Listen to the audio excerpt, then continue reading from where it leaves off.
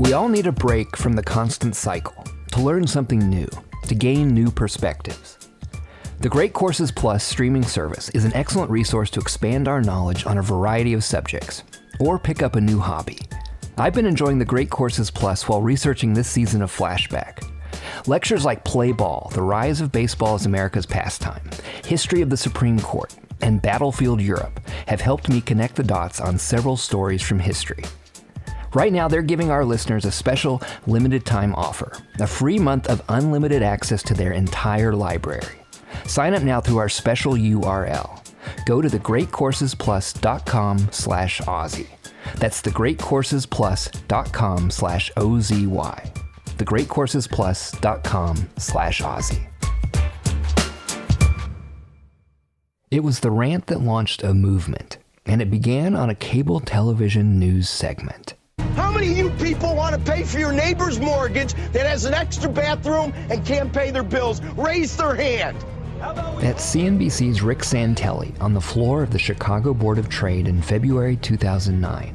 He's upset about the Obama administration's plan to spend $75 billion of taxpayer money to rescue homeowners underwater on their mortgages as a result of the financial crisis.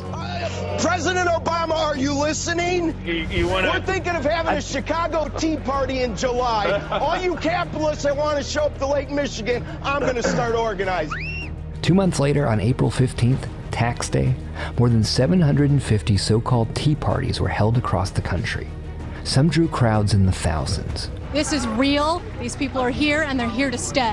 It's now been 10 years since the Tea Party movement engineered a surprising takeover of American politics. Santelli's rant and the resulting protests, along with a mysterious political action group called Americans for Prosperity, would shift the political landscape in Washington. CNN is now ready to make a major projection. The Republicans will take control of the House of Representatives. During the 2010 midterm election, the Republican Party, fueled by the energy of the new Tea Party movement, picked up a net gain of 63 seats in the House of Representatives, the largest swing in more than 60 years. But the Republicans' triumph in the House really began more than a century earlier, with another house, a little house on the prairie.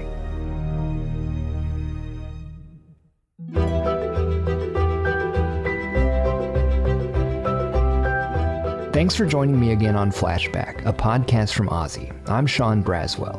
In today's episode, we explore the intersection of art and politics with the story of a remarkable mother and daughter duo who remade children's literature in America and helped kickstart a new political era in the process. It's a tale of hidden authorship, subversive ideology, and of course, that indomitable American frontier spirit.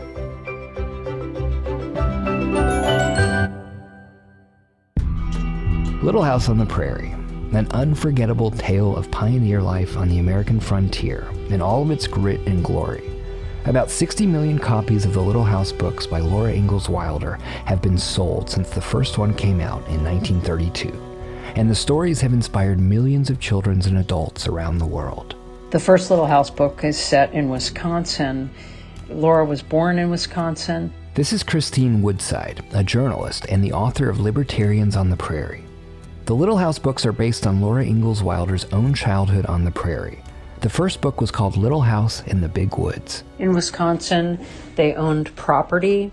They lived near a town called Pepin, which is situated on a section of the Mississippi River that widens and is known as Lake Pepin. Today there's a replica cabin located on the side of the highway in the rough spot where their actual cabin stood. But it was a very wooded area. It was a sparsely populated area. Farmers had to clear the trees in order to farm, and the Ingalls family had fields and clearings where they did their farming. The actual details of the Ingalls family life are in many ways harsher than the autobiographical Little House books. The first book, Little House in the Big Woods, really captures the feeling of happy prosperity for the Ingalls family, and I do think that's fairly close to the way life actually was for them, although obviously it's idealized. Farming is a hard life. But it made for some compelling stories. I got interested in the books as a child, of course. I read them obsessively again and again, and I began to study them to try to understand what made them so good. Woodside hoped to write a biography of Laura Ingalls Wilder. I admired her. I was fascinated with her farm columns for the Missouri Ruralist. I wanted to be like her. She had a temper. She was strong. She loved nature. She had a kind of instinctive connection to natural rhythms around the farms where she lived. I wanted to be like that.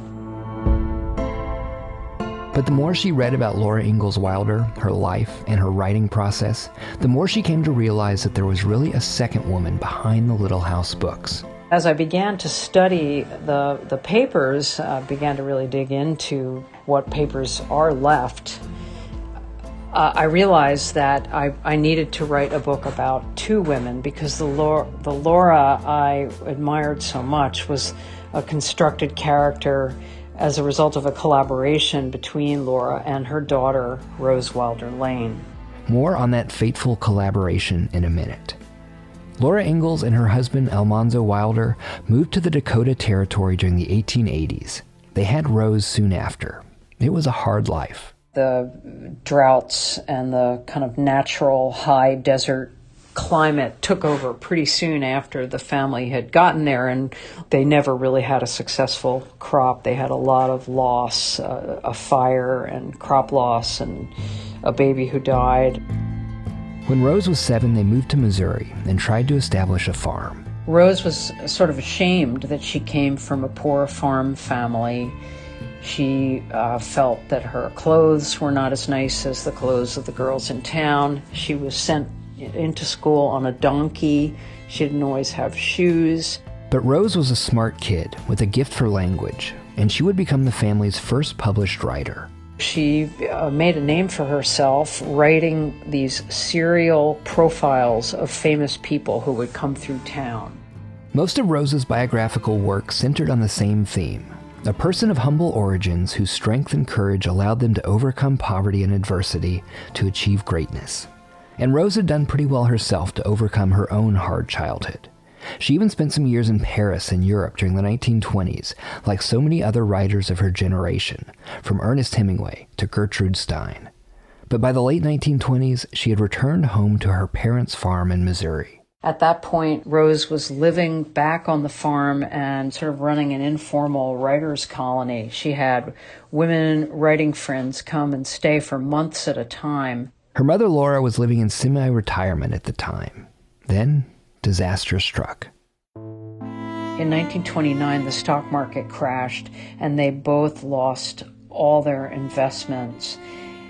And they were basically desperate to make some money for the family. So Rose said to Laura, why don't you go back to that story of your life thing, and let's see if we can get this published. And so from economic hardship came a tale that was perfect for the Great Depression that followed. Laura quickly set to work. She sat down with several notebook tablets, sort of dime store tablets, and wrote her life story down from start to finish.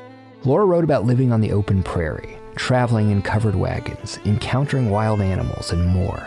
She wrote constantly, almost 200 pages. Rose took her mother's notes and she edited and condensed and fixed and rewrote and made it into a long magazine piece. Rose always, as she put it, ran them through her typewriter. That was how she edited Laura. But writing the stories down was only half the battle. Rose tried to sell them to a number of magazine editors. No one would buy it.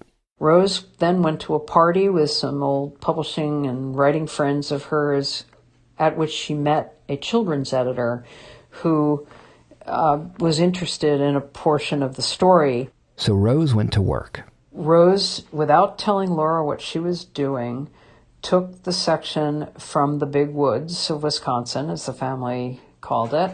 She took the section from the Wisconsin years and she wrote a children's manuscript called When Grandma Was a Little Girl. The editor loved how it turned out. And that was how it started. The first book, Little House in the Big Woods, came out in 1932. It was a great success, and readers and the publisher began to ask for more. Initially, Rose and Laura had thought this would stop after one book. But the demand was such that they were asked to keep producing new ones, 8 in total. So Laura and Rose were secretly collaborating on these books for 13 years. But they kept their collaboration a secret. Few knew the involved role that Rose took in editing her mother's manuscripts. Why? I think that the two women thought that Rose's role should not matter. Rose was in the background. She was helping her mother do this project. And it was also a problem of narration. If Laura and Rose had had both their names on the cover, readers would have been confused over which of the two of them was the main character. And the power of that, the power of it being the true story of Laura's life, with Laura as the author, would have been lost. The American public, suffering through a depression, was captivated by the tales of survival and persistence. There was a raw authenticity to the stories that could not be fabricated.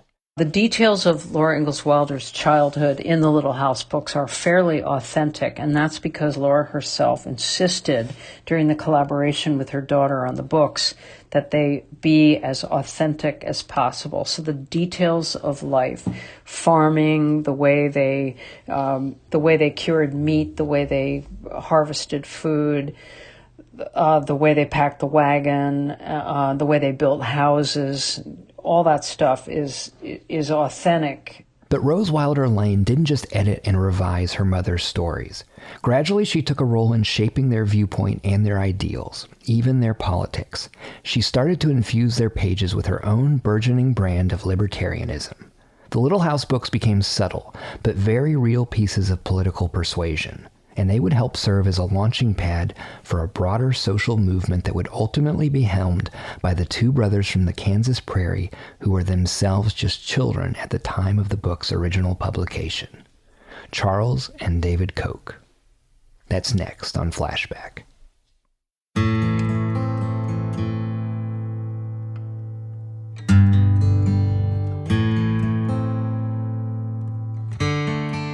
Do you have an interesting tale about unintended consequences from history or your own life?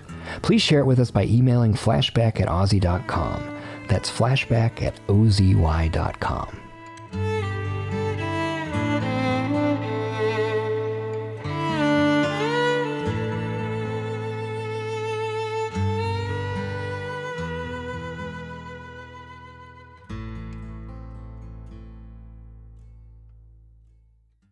As we've seen previously on Flashback, the Great Depression changed a lot of things in America, and so did the response to it by the administration of President Franklin Roosevelt. This is Roosevelt addressing the nation in March 1933. I have no expectation of making a hit every time I to bat. What I seek is the highest possible batting average, not only for myself, but for the team. But Roosevelt could not make everyone on the team happy, and a lot of Americans resented his New Deal, including Rose Wilder Lane. Christine Woodside again.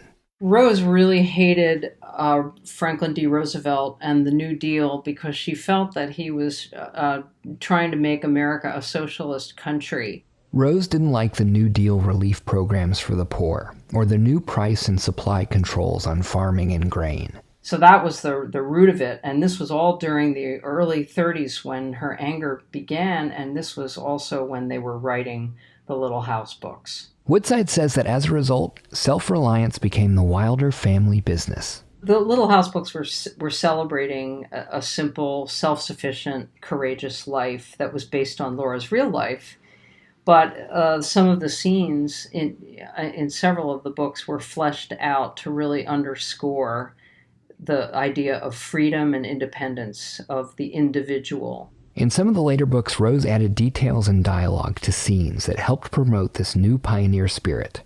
For example, there's a scene in one book, The Long Winter, in which a storekeeper named Loftus wants to overcharge starving townspeople for the last stalk of wheat. So Laura's father, Pa Ingalls, tries to reason with Loftus. Mr. Loftus says, "That wheat's mine, and I've got a right to charge any price I want to for it." And I'm reading right out of The Long Winter. "That's so, Loftus, you have," Mr. Ingalls agreed with him. "This is a free country, and every man's got a right to do as he pleases with his own property." He said to the crowd, "You know that's a fact, boys." And he went on, "Don't forget, every one of us is free and independent, Loftus. this winter won't last forever, and maybe you want to go on doing business after it's over. If you've got a right to do as you please, we've got a right to do as we please. It works both ways. So there you are, a free market lesson right in the middle of a starvation scene in a prairie town. This is capitalism, you know. Rose's views on personal freedom and limited government did not just find expression in the Little House books. Rose worked for years on this book that was designed to be her magnum opus, called The Discovery of Freedom: Man's Struggle Against Authority. And it was published in 1943, the same year that the last of the Little House book series came out. The book is really a somewhat select reading of the history of Western civilization, one that focuses on moments in the past, like the American Revolution, when people attempted to organize a state that would allow for a wider scope of personal liberty. The book sold almost no copies when it first came out, but it was embraced by a group of mainly business people who felt that it illustrated the beauty of capitalism when you're not messing it up. The work became something of a political cult classic. And so the book kind of took on a life of its own beyond the book itself. And today, the libertarian political movement will refer to Rose Wilderlane's book, The Discovery of Freedom, as sort of an early Bible of the libertarian movement. And if The Discovery of Freedom was the Bible, then a man named Roger Lee McBride was Rose's main disciple. McBride met the much older writer when he was a teenager in Connecticut. Roger learned free market principles at Rose's knee, and he took her ideas out into the world, like a flag that he was carrying with him. He inherited everything of Rose's.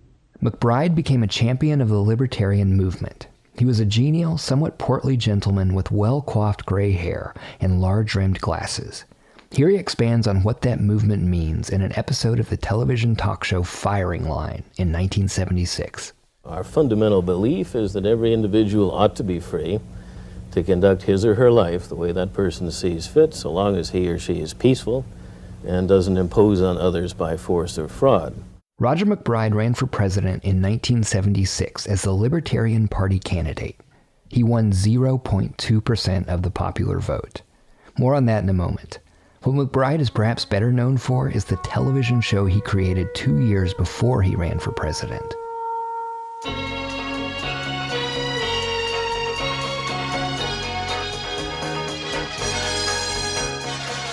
Thanks to McBride, the Little House books would become an iconic 1970s television show starring Michael Landon as Pa Ingalls. But McBride was not the only libertarian that Rose Wilder influenced. Another was a man named Robert Lefebvre.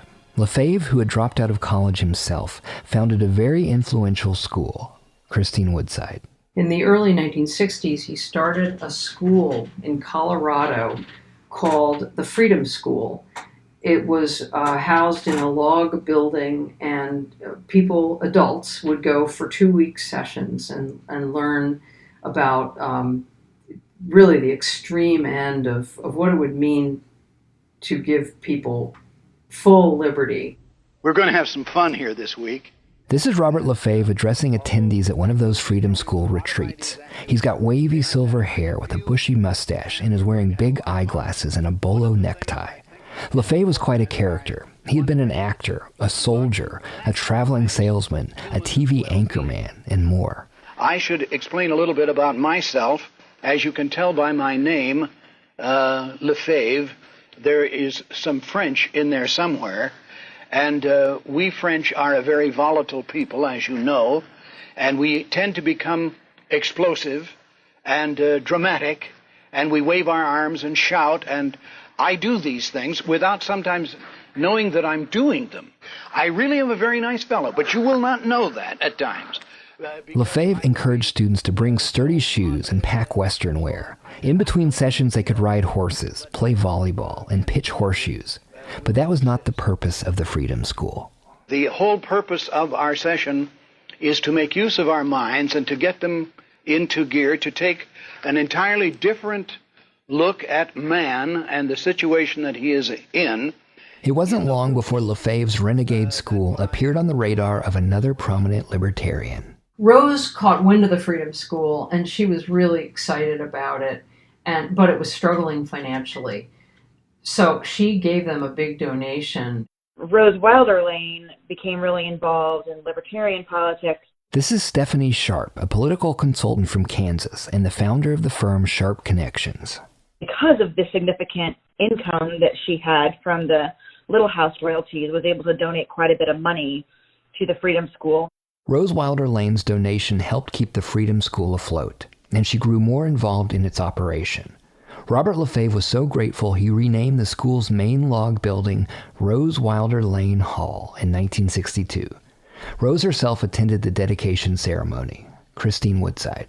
One of the only recordings of Rose's voice that exists is of her giving a speech at the Freedom School. The speech was called The Scourge of Collectivism. The recording quality is not great, but you can hear Rose cover a number of topics, including communism. From the beginning of known human history, which is about 60 centuries, people have been predominantly communists. The very early savages are always communists. The libertarian principles articulated at the Freedom School soon started to spread within another group, the Republican Party. The notion was always underlying all this that people, if left to their own devices, will act in a way that furthers the common good.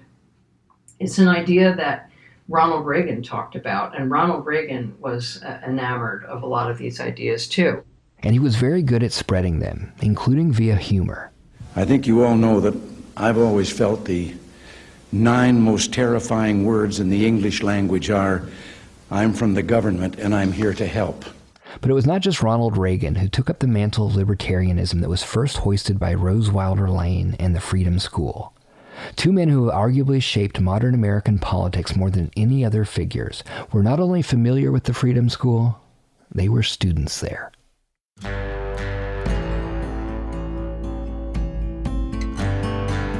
One summer day in the early 1960s, a 20-something young man from Wichita, Kansas, drove up the dirt road that led into the foothills of the Rampart Mountain Range between Colorado Springs and Denver.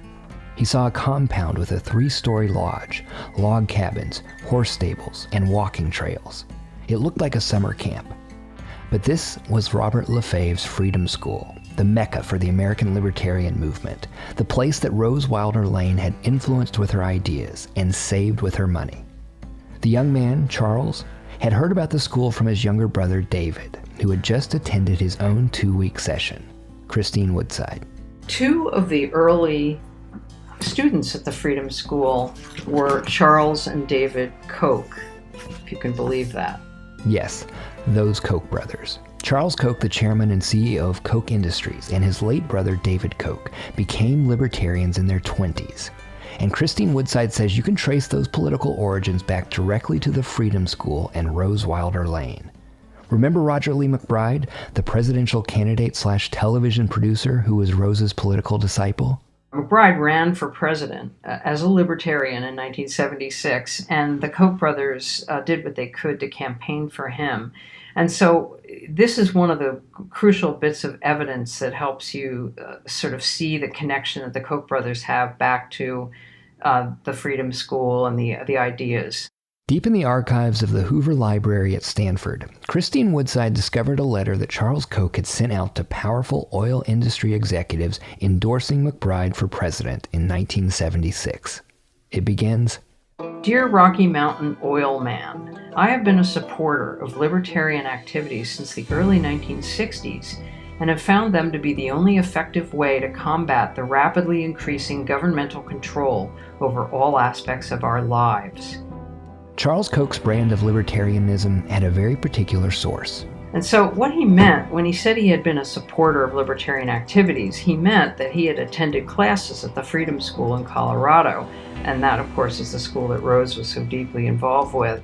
Rose Wilder Lane died in 1968, but her disciples at the Freedom School, including the Koch brothers, would continue to push her ideas to a broader audience. The Koch brothers stayed involved in the Libertarian Party until the early 80s. In fact, David Koch was the vice presidential candidate on the Libertarian ticket in 1980. Neither Roger McBride nor David Koch had any success on the ballot, but they did succeed at starting a revolution in conservative thought. It is very strong. This branch of thinking in the Republican Party, led by these early thinkers who had solidified their ideas at the Freedom School, this guided the branch of the Republican Party that brought Ronald Reagan to power. After David Koch lost his election, the Koch brothers began to move toward more mainstream political circles and to wield their influence on the conservative free market branch of the Republican Party. Stephanie Sharp. When he was on the ballot as a Libertarian candidate, you certainly realized that the Libertarian Party wasn't going anywhere. And so from then, it's pretty easy to look at the Republican Party and say, you know what, if we plug enough money into this thing, we could almost make the party adapt to what we view as republicanism. And they put a lot of money into it. But the Koch brothers decided to work behind the scenes and not in front of the cameras this time. With the Republican Party as an established brand, it was a good training ground, and they could come in and make a significant financial impact. And so they started these Club for Growth and Americans for Prosperity. Thanks to nonprofit political action groups like these and the hundreds of millions of dollars they raised, the Koch brothers went from political fringe role players to Republican Party royalty. But they didn't just raise money. The Koch brothers pumped millions of dollars into a vast network of conservative think tanks, endowed professorships, lecture series, college programs, and more that espoused their same libertarian free market economics beliefs. It was like the Freedom School times 1 billion. And then, of course, came the piece de resistance of the libertarian movement that Rose Wilder Lane helped create, the Tea Party. More on that when we come back.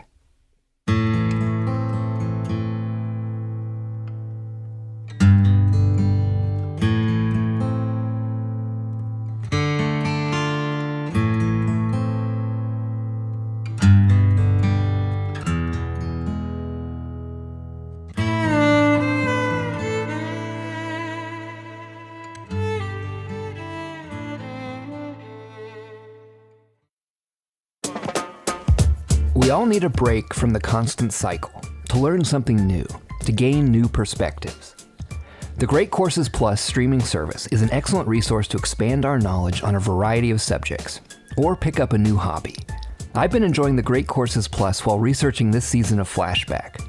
Lectures like Play Ball, The Rise of Baseball as America's Pastime, History of the Supreme Court, and Battlefield Europe have helped me connect the dots on several stories from history. Right now, they're giving our listeners a special limited time offer, a free month of unlimited access to their entire library. Sign up now through our special URL. Go to thegreatcoursesplus.com/OZY. That's thegreatcoursesplus.com/OZY. thegreatcoursesplus.com/OZY. I am the Arizona Director of Americans for Prosperity. We are a group that has got 25 chapters around the country. We're getting more chapters every year, and we are building up a grassroots army in this country.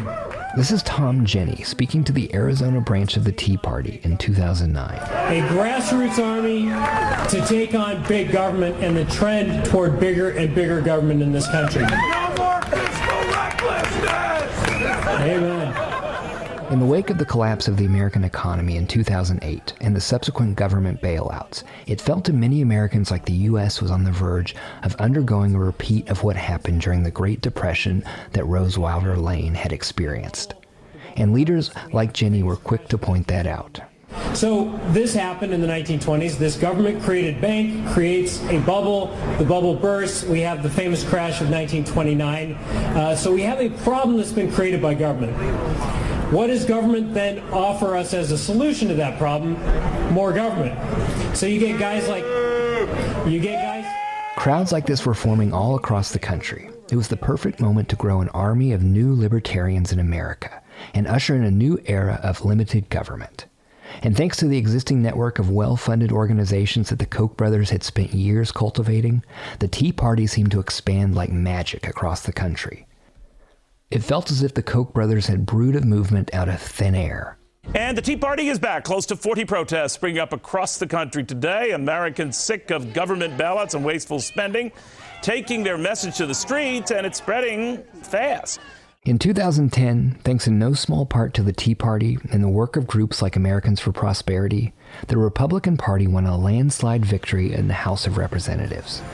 CNN is now ready to make a major projection. The Republicans will take control of the House of Representatives. And so the seeds of a movement that had first taken root within the pages of a children's book series and been cultivated in small group seminars in the Colorado mountains had finally borne political fruit almost 80 years later. Christine Woodside. These ideas get deep into your skin, under your skin when you read them as a young person. And many of us who love the Little House books, I find myself, I consider myself a progressive, and I'm not registered in any party. I'm a journalist. But the idea of having being free and independent, I like it. The Freedom School seminars and the Little House books spoke to an ideal of courage, perseverance, and liberty that still resonates today. But how would Rose Wilder Lane herself feel about the big government regulations that the Koch brothers and Tea Party have waged war on? I mean, I think she would be really irritated with it. I think she would think that, regulations are unnecessary and you really just need to assume that everyone's going to do the right thing. Woodside herself is not convinced. I don't see a lot of proof in American history that people naturally do the right thing for either the environment or necessarily the economy. And she recognizes that might put her at odds with both Rose and Laura Ingalls Wilder. I'm uncomfortable with the thought that both of these women would probably not like me very much, which makes me a little sad because I like them. But there you have it.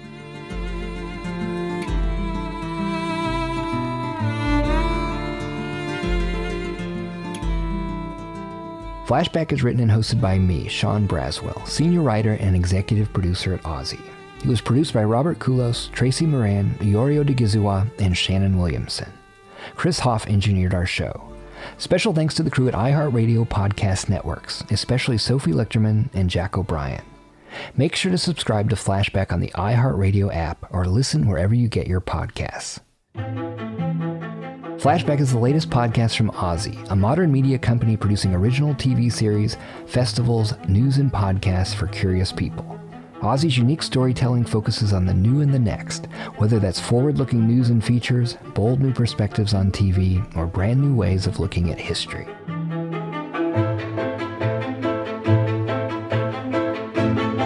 For today's lecture note, we look at another big fan of Little House on the Prairie, Oklahoma City bomber Timothy McVeigh. As a young man, McVeigh was a huge fan of the frontier television drama that was based on the books.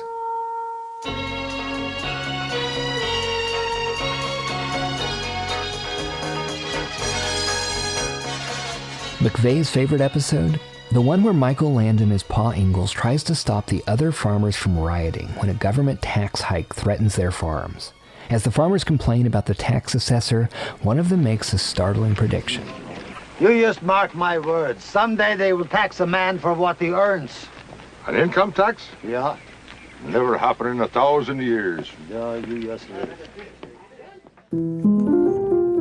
To dive deeper, head to OZY.com/flashback. That's OZY.com/flashback. There you can find my other lecture notes from today's episode, featuring extended interviews, links to further reading, and more information on unintended consequences and the ideology of the Little House books, as well as links to other hidden stories from history, uncovered by me and other reporters at OZY.